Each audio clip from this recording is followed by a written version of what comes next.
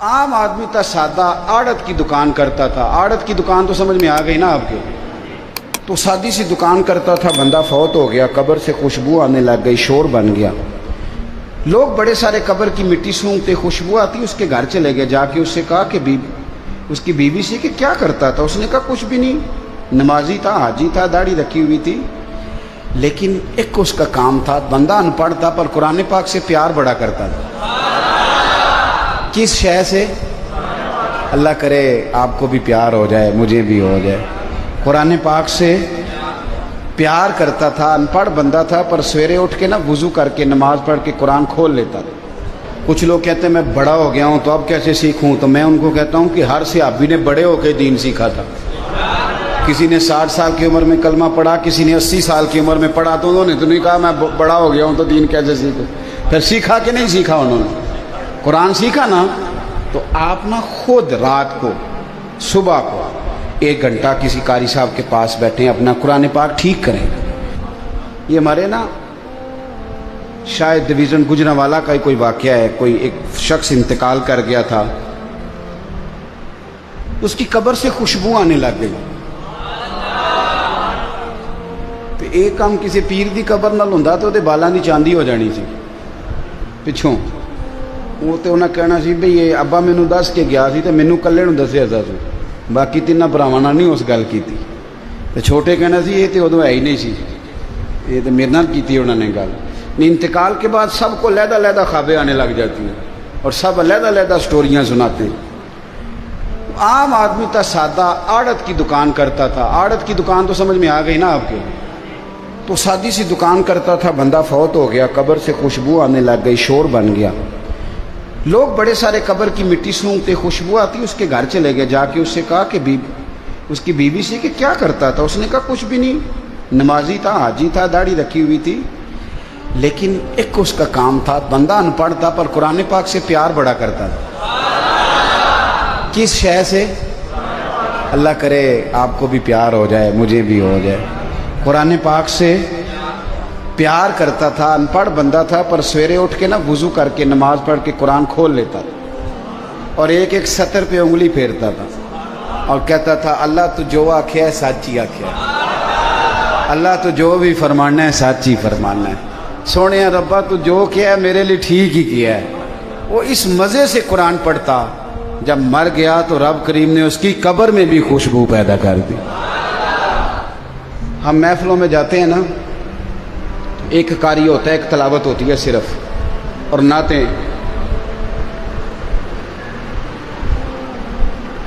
محفل نعت 11 نعتیں، اور نقیب محفل کیا کہتا ہے؟ وہ کہتا ہے سارا قرآن ہی نعت ہے۔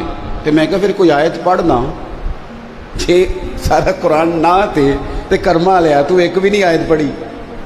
سارا قرآن نبی پاک کی، یہ سنی ہے نا بات آپ نے؟ ہاں نہ تو کرو نا، لیکن یہ بات کہہ کے نا تو وہ اردو کے شعر سنانے شروع کر دیتا ہے، بھئی وہ بھی تو سنا، اچھی بات ہے، مذائقہ نہیں، پر تو نے ابھی دعویٰ کیا ہے کہ سارا قرآن نبی پاک کی۔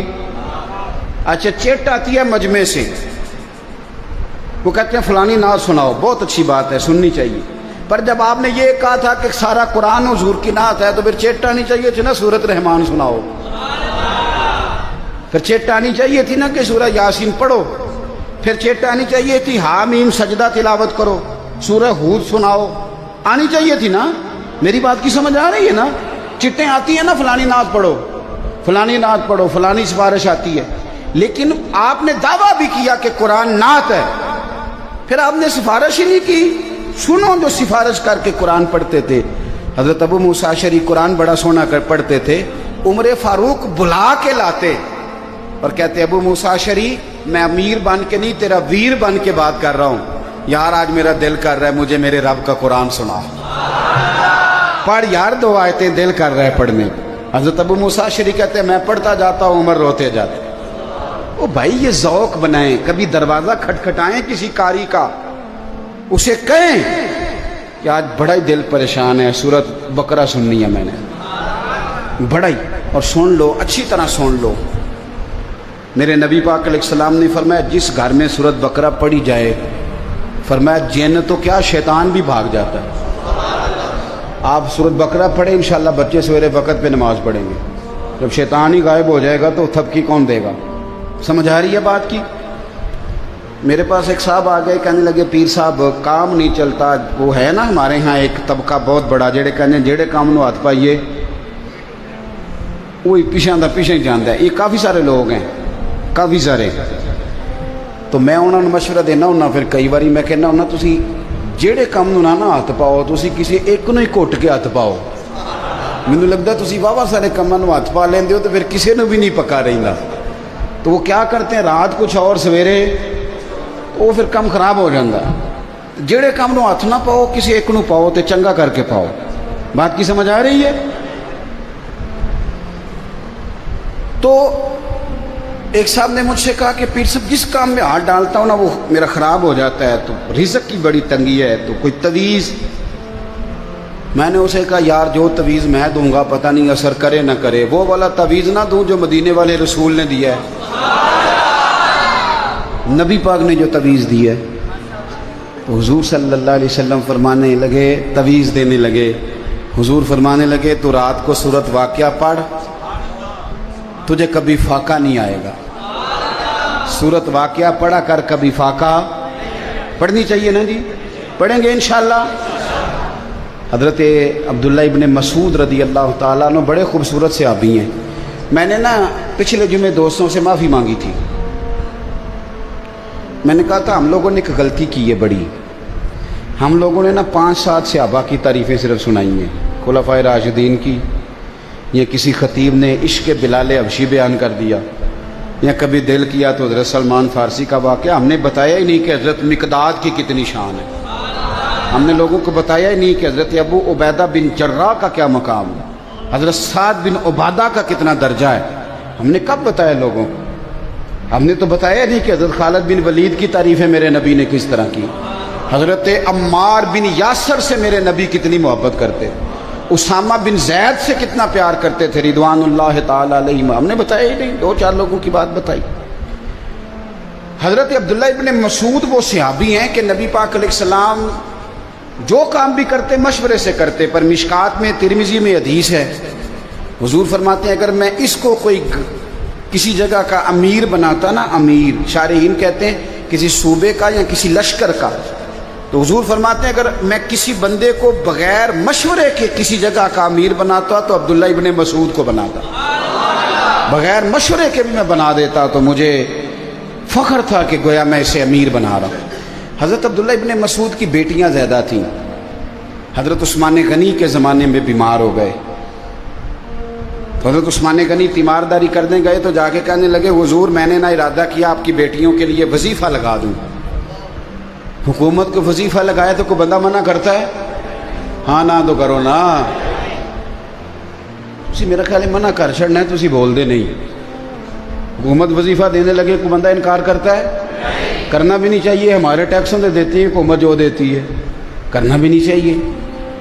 تو حضرت عبداللہ ابن مسعود، اور میں بات ختم کرنے لگا ہوں، بس قریب آ گیا ہوں. حضرت عبداللہ ابن مسعود رضی اللہ تعالیٰ عنہ کو حضرت عثمان غنی نے کہا امیر المومنین نے کہ میں آپ کی بیٹیوں کا وظیفہ لگا دیتا ہوں.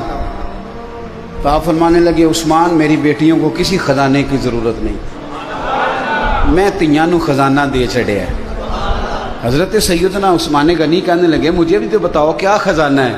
تو آپ فرمانے لگے میں نے اپنی بیٹیوں کو سورۃ واقعہ یاد کرا دی ہے، اور میرے رسول پاک علیہ السلام نے فرمایا جو سورۃ واقعہ پڑھے اسے فاقہ نہیں آتا. تو حضور نے کہہ دیا ہے تو آ سکتا بھی نہیں. تو قرآن پاک کی عظمت کو سمجھی، قرآن پاک کی شان کو سمجھی. مزہ تو تب چلے گا نا قیامت والے دن کہ جب اللہ حافظ قرآن کے باپ کے سر پہ دستار رکھے گا اور حافظ قرآن سے کہے گا جا 10 بندے اپنے خاندان کے جنت میں لے جا. اور اعلیٰ حضرت بریلوی فرماتے ہیں عالم کے شاگرد اگر آسمان کے تاروں کے برابر ہوئے تو اللہ ان کے استاد کی برکت سے جنت عطا فرما دے گا. تو اپنے آپ، اور ایک اور بات بھی، صرف بچوں کو نہ مدرسوں میں داخل کرائیں، خود بھی داخل ہوں. خود بھی مدرسوں میں داخل. کچھ لوگ کہتے ہیں میں بڑا ہو گیا ہوں تو اب کیسے سیکھوں. تو میں ان کو کہتا ہوں کہ ہر صحابی نے بڑے ہو کے دین سیکھا تھا. کسی نے 60 سال کی عمر میں کلمہ پڑھا، کسی نے 80 سال کی عمر میں پڑھا، تو انہوں نے تو نہیں کہا میں بڑا ہو گیا ہوں تو دین کیسے سیکھوں. پھر سیکھا کہ نہیں سیکھا؟ انہوں نے قرآن سیکھا نا. تو آپ نا خود رات کو صبح کو 1 گھنٹہ کسی قاری صاحب کے پاس بیٹھیں، اپنا قرآن پاک ٹھیک کریں. کچھ بھی نہیں فرق، کچھ بھی نہیں ہوتا. یہ کل انگریزی آئی ہے اسکولوں میں، پہلے نہیں ہوتی تھی. 6ٹھی کلاس میں جا کے سرکاری اسکولوں میں انگریزی پڑھائی جاتی تھی، لیکن اب شروع سے شروع ہوئی ہے تو سارے ٹیچروں نے انگریزی سیکھ لی ہے، ٹریننگ کی ہے. ہم پٹواری کے پاس جاتے تھے تو پٹواری نقشہ نکالتا تھا تو وہ زمین پہ بچھا دیتا تھا پورے کا پورا جناب کپڑا، ایسے ہی ہوتا تھا نا جی. تو کھٹوتی نمبر اور کیا خسرہ نمبر اور کیا بلائیں نکلتی تھی. اور بینک جاتے تھے تو بینک والے جب فائلیں نکالتے تھے نا اوپر سے رجسٹر، تو وہ رجسٹر بھی نکلتا تھا نیچے، اور اللہ خیر کرے گرد بھی نہ کوئی 6 مہینے کی ساری کٹھی پڑتی تھی سر پہ. تو اب آ گیا کمپیوٹر. تو کیا لوگوں نے نوکریاں چھوڑ دی بینکوں سے کہ ہم سے نہیں چلایا جاتا کمپیوٹر؟ بولیں کیا کیا پھر انہوں نے؟ بولو. چلو تسی نہیں ہو مندے، میں تو اور منا لینا ایک گل، وہ تسا من جانی ہے. دسو موبائل آیا چلانا سیکھیا جے کہ نہیں جے سیکھیا؟ نہیں تسا نہیں سیکھیا، مینوں شریف بندے لگدے ہو. سیکھیا کہ نہیں؟ میں کئی باری بالا نو کہنا کہ یار اسی ایم اے کر کے بھی نہیں چلا سکتے، تسی 8 فیل ہوتے وقت تک چلائی جاندے ہو. آپ یقین کریں کئی دفعہ بچوں سے ترتیب کراتا ہوں کہ یہ کیا بن گیا، اس کو سیدھا کر دو. ہر آنے والی نئی چیز کو سیکھ لیتے ہو، ہر چیز کو، گاڑیاں چلانی سیکھتے ہو، سارا کوئی. اور یارو کیوں نہیں اللہ کا قرآن سیکھتے؟ ہم نے ہر شے سیکھ لی، صرف قرآن نہیں سیکھا. اور آ تو صحیح، سیکھ تو صحیح. امام راضی نے حدیث لکھی ہے، بس بات ختم ہو گئی. اگر یہاں بھی سمجھ نہ آئی تو پھر شاید میں سمجھا ہی نہ سکوں. ایک شخص حضور کے سامنے بیٹھا تھا تو نبی پاک نے فرمایا بس بھائی اسرائیل آ گیا، تیرا وقت آ گیا ہے. اس نے عرض کی یا رسول اللہ کوئی ایسا کام کریں بتائیں جو میں کروں تو اللہ تعالیٰ مجھے معاف کر دے. تو فرمایا جا وہاں سے قرآن کے صفحے اٹھا کے لا، میں سکھاتا ہوں، تو سیکھ. سیکھتا سکھاتا دنیا سے چلا جا، رب بغیر حساب کتاب جنت عطا کر دے گا.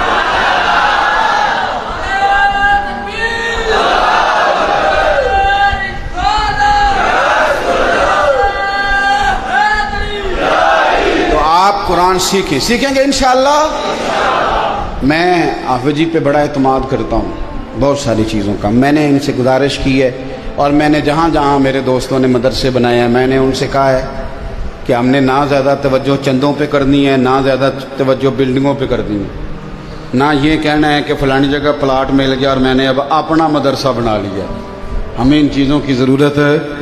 ہم نے پڑھانا، مسجد والے اجازت دیں گے تو انشاءاللہ مسجد میں پڑھائیں گے، نہ دیں گے تو اپنی بیٹھک میں پڑھائیں گے، وہاں بھی نہ ملی تو کسی درخت کے نیچے پڑھائیں گے.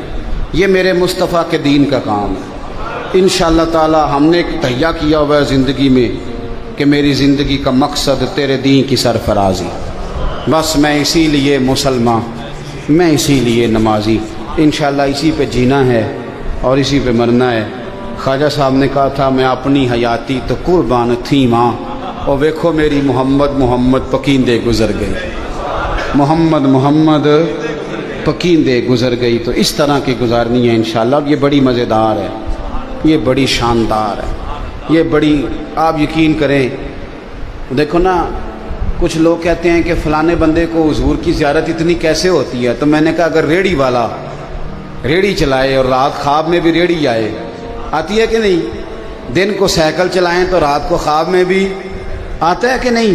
تو میں نے کہا سونیا جو سارا دن مصطفیٰ کی باتیں کرے اور روز حضور کی تعریفیں پڑھے اور سنائے تو پھر چل اگر اسے کبھی زیارت ہو تو مان جایا کر کہ جو کام بندہ سارا دن کرے انشاءاللہ تعالی خواب میں بھی اللہ وہی نصیب کھول دیا کر. تو یہ بڑی سعادت ہے. آپ نے ایک صرف کوشش کرنی ہے، ایک تو آپ نے کوشش کرنی ہے کہ بچوں کی حوصلہ افزائی کریں.